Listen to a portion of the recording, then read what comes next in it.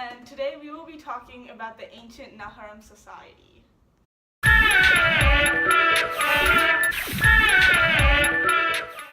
Like many other societies that came before and after it, the Navaharim society had a creation story that explains how it was made, and the creation story is the following.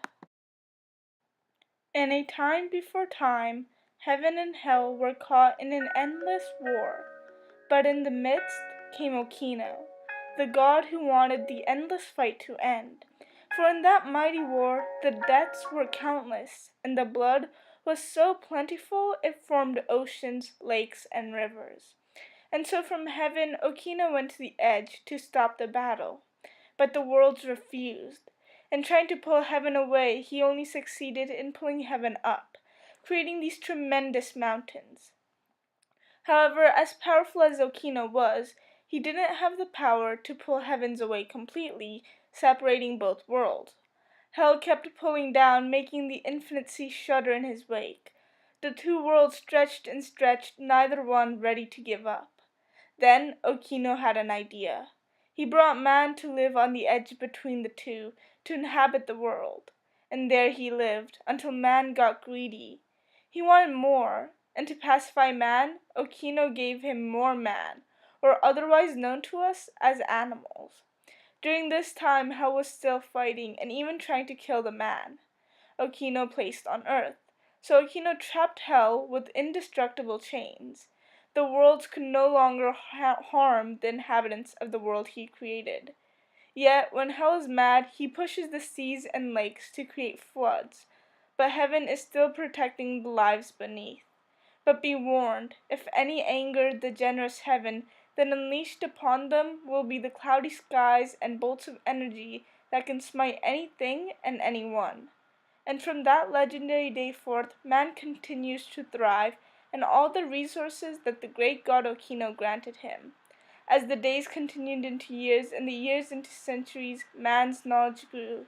He became superior to all but the great god Okino, who still watches from the midst of heaven to this very day, picking a champion among men to rule all others in his command.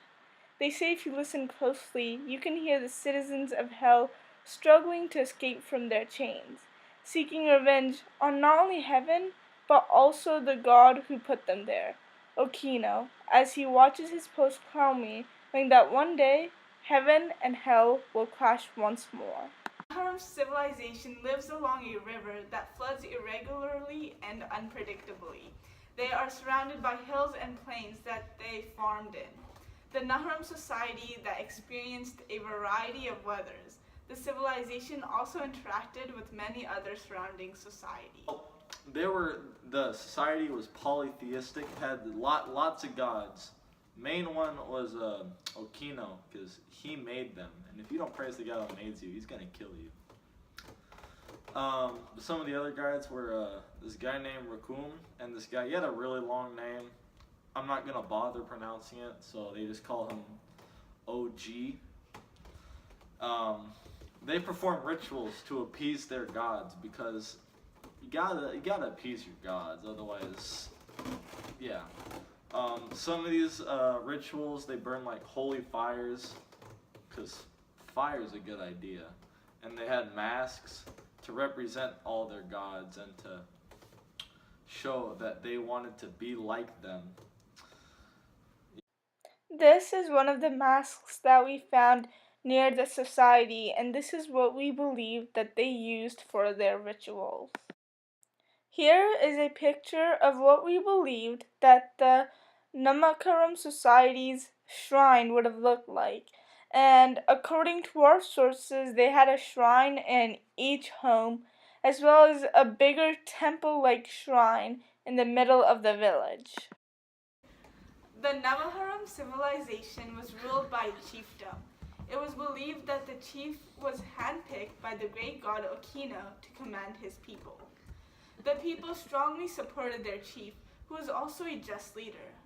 Based on this ancient art piece found near the Navaharim society, it is shown that they believed in hierarchy. The civilization was also a somewhat patriarchal society with men being rulers. Some women were in powerful positions, but most women did housework. The following is a very ancient piece that we found that we believe to be used by the houseworking women to grind their foods. The chief and his family were the most powerful, followed by their advisors. The fishermen of the society were the least important. In our society, there were a lot of jobs, and they were more like spread out among the ranks of the hierarchy. We had chief who did nothing because he earned his position. We also had the artsy guys. They were like second. They recorded everything. They made the cool paintings and stuff. There were also and below that there were the hunters.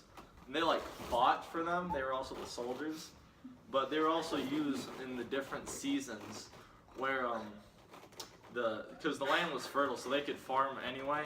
But in the different seasons, the land would be less fertile because there was like snow and less rain and stuff like that. So what they had to do is they had to go hunt, so the hunters were pretty up there.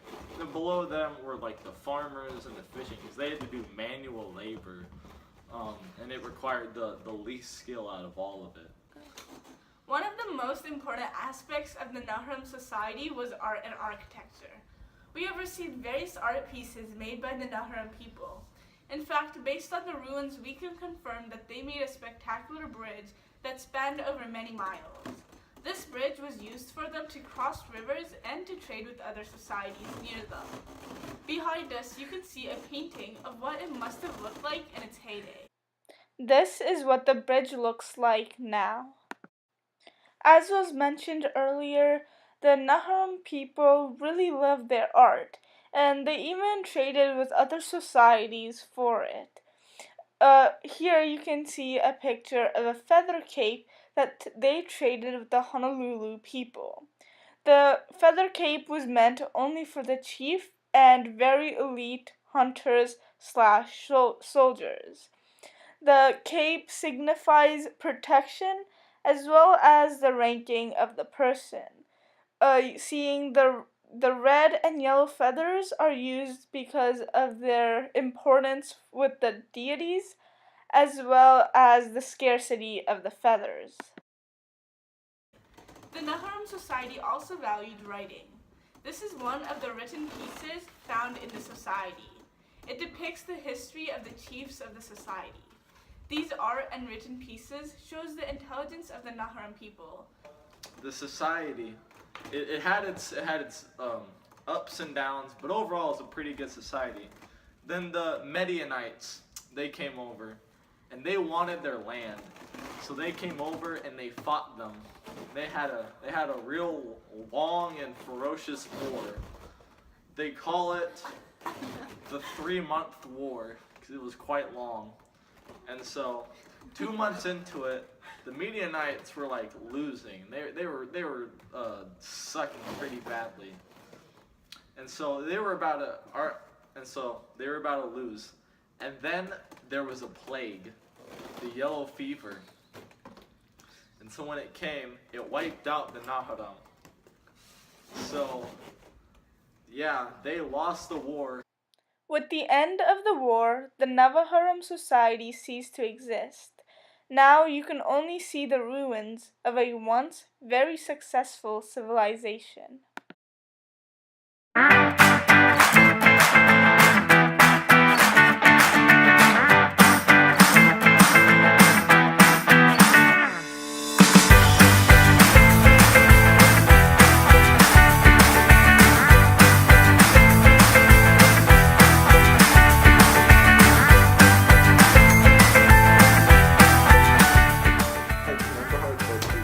Shut up! Infested raccoon. Infested raccoon. Yeah. Why am I an infested raccoon? No, that's good. Yeah. I don't like this. My left side is better than my right does. I'm gonna like. Mine is higher.